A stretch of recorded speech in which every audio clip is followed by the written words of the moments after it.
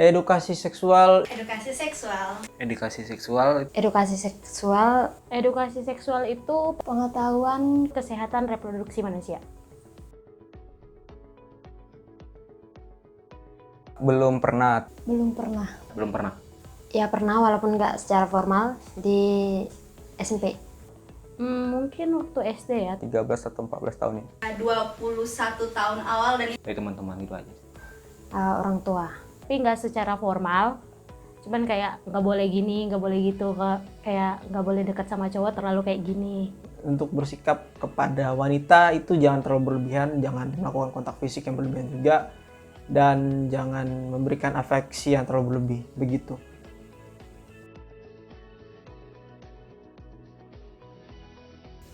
Edukasi menurutku Penting banget.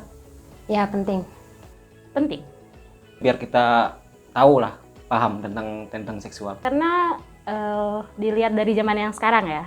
Banyak anak-anak itu ya pengen mencari tahu tanpa bimbingan orang tua. Jadi biasanya kayak ada penyimpangan di situ. Kalau misalnya pacaran, yang tahu cuman pergi jalan-jalan dan juga kemana-mana. Tapi beriringnya waktu ya di mana-mana. Mungkin ada yang langsung praktek atau ada yang pengen lihat langsung, kayak gitu-gitu sih. Karena kehidupan sama seksual kayaknya sangat amat berdampingan. Agar dapat membentengi diri dari kekerasan seksual dan juga untuk membentengi diri untuk melakukan hal-hal seperti itu.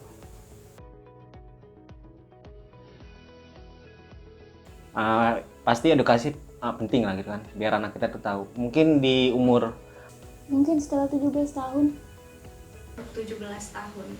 belasan lah, mungkin SMP itu kan, dimana masa-masa Sebelum masa pubertas lah. Karena itu menurutku udah umur yang cukup dewasa buat mengetahui hal-hal seperti itu. Sedari di saat dia sudah bisa mengerti pembahasan dari kita, kata-kata yang kita pahami. Jadi aku berpikir bahwa edukasi seksual itu tidak mesti langsung menggunakan kata-kata yang susah dimengerti oleh anak. Mungkin dari sekadar ya kayak pengalaman aku sebelumnya, kayak nanti kalau sama lawan jenis jangan begini, jangan begitu ya. Mulai dari kata-kata simpel dulu, kemudian nanti dikembangkan ke tingkat kompleksitas yang lebih tinggi lagi, begitu.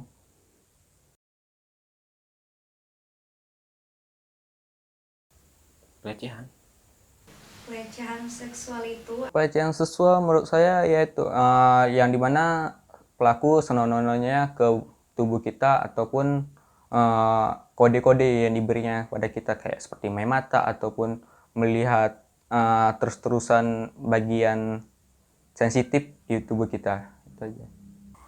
Pelecehan seksual itu adalah perilaku atau tindakan yang dilakukan kepada seseorang dalam bentuk verbal atau fisik ataupun isyarat tentang seksual.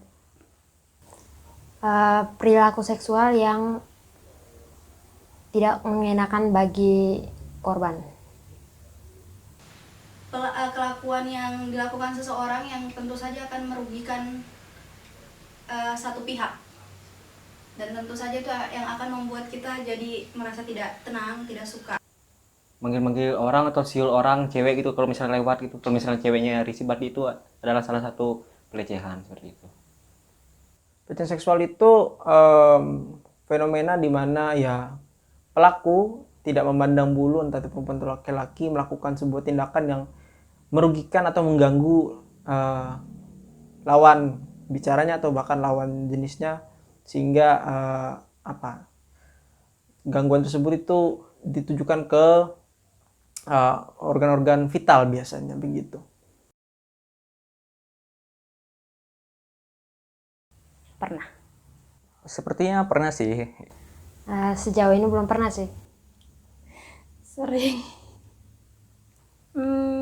Secara verbal mungkin. Paling sering tuh sama orang-orang sekitar kita sih. Dari cara bicara mereka. Tiba-tiba ada nyentuh bagian kelamin. Kadang nggak sengaja pegang. Kadang itu cuman menurut mereka mungkin itu cuman main gila ya, kayak sesama teman. Tapi kalau aku yang di posisi itu aku nggak bisa nerima. Sangat tidak enak dan memang sangat risih sih kalau saya sebagai perempuan. Mungkin itu kayak dulu waktu kecil itu mungkin permainan anak-anak ya. Dan kayak dikata-katain doang sih. Kayak dikatain ukuran badan lah, apa ya. Terus kayak bentuk vital gitu. Untuk secara yang terlihat, mungkin bagian belakang dan depan. Seorang perempuan kan yang biasanya yang paling sering ya, apalagi kalau untuk olahraga. Kalau kita lari kan, untuk cewek-cewek pasti ya yang bagian depan itu pasti langsung paling kelihatan. Kayak gitu-gitu sih.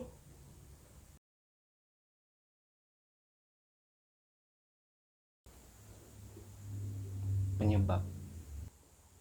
Penyebab terjadi pelecehan seksual itu salah satunya paling fundamental tadi itu adalah Fetis orang. Kelainan seksual, Pemikiran. Pola pikir orang itu kurang, maksudnya kurang bisa ngontrol nafsunya mungkin gitu, seperti itu. Dari seseorang kayak pemikiran itu kan kita nggak bisa ngontrol pemikiran orang ya. Cuman penyalurannya yang kurang dikontrol. Pelakunya, Pelakunya. Pelaku pelaku. kita nggak bisa ngejudge korbannya karena pasti kalau yang korban pasti akan menolak dan memberontak. Pakaian. Menurut saya tidak. Tentu saja tidak. Enggak. Enggak, menurutku ya. Karena yang mengalami pelecehan seksual itu bukan orang yang memakai pakaian terbuka. kita sudah pakai tertutup ataupun sudah pakai baju longgar, tapi tetap orangnya yang Tabiatnya udah mesum. Pakaian menurut aku sendiri sih nggak berpengaruh. Contoh banyak kasus-kasus ya, di Indonesia juga maksudnya kan tentang anak-anak sekolah, maksudnya itu orang-orang berkerudung berhijab itu juga kan banyak mendapatkan pelecehan seksual. Pakaian itu enggak sih menurut saya, tergantung orangnya aja. Tentang pemikirannya itu. berpengaruh hanya kepada pelaku. Saya tetap mendukung bagaimana society sekarang bekerja, itu ingin menggunakan pakaian seperti itu tidak apa. Tapi yang perlu saya pahami bahwa untuk individu-individu yang masih memiliki pikiran seperti itu, perlu menjadi sebuah catatan bahwa bagaimana orang berpakaian itu mempengaruhi pemikiranmu. Jangan sampai biarkan itu terjadi kepadamu. Begitu.